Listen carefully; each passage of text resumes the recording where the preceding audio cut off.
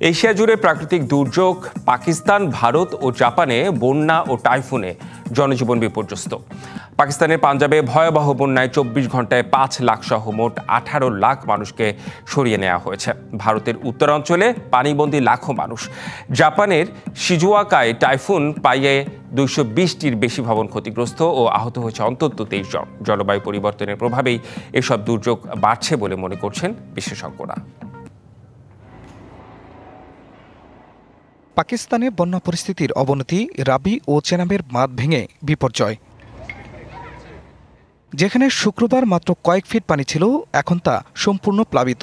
দ্রুত বাড়ছে বন্যার পরিধি। জাতীয় বিপর্যয় ব্যবস্থাপনা কর্তৃপক্ষ জানিয়েছে, আগামী ২৪ থেকে ৪৮ ঘন্টা ভারী বৃষ্টিপাত অব্যাহত থাকতে পারে। এতে ইন্দুস নদীর পানি বিপজ্জনকভাবে বৃদ্ধি পেয়ে দক্ষিণ সিন্ধু প্রদেশের নিম্নভূমি এলাকায় নতুন করে বন্যার হুমকি তৈরি করছে। কালার এক্সপার্ট, জর্জ স্যাপ এবং মাইল্ড অন হ্যান্ডস টেকনোলজি সমৃদ্ধ অরিক্স ক্রিস্টাল ওয়াশ আপনার লন্ড্রি এক্সপার্ট।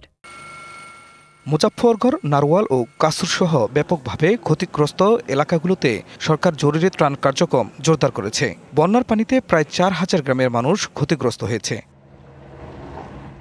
ভারতের পাঞ্জাবে গত ৩ দশকের সবচেয়ে ভয়াবহ বন্যা দেখা দিয়েছে। দেশটিতে তৃতীয়বারের মতো বন্যা সতর্কতা জারি করা হয়েছে। প্রবল বর্ষণের নদ নদী উপচে পড়ায় রাজ্যের প্রায় ২,০০০ গ্রাম প্লাবিত হয়েছে। লক্ষ লক্ষ একর ধান, তুলা ও আখের ক্ষেত সম্পূর্ণভাবে পানিতে তলিয়ে গেছে।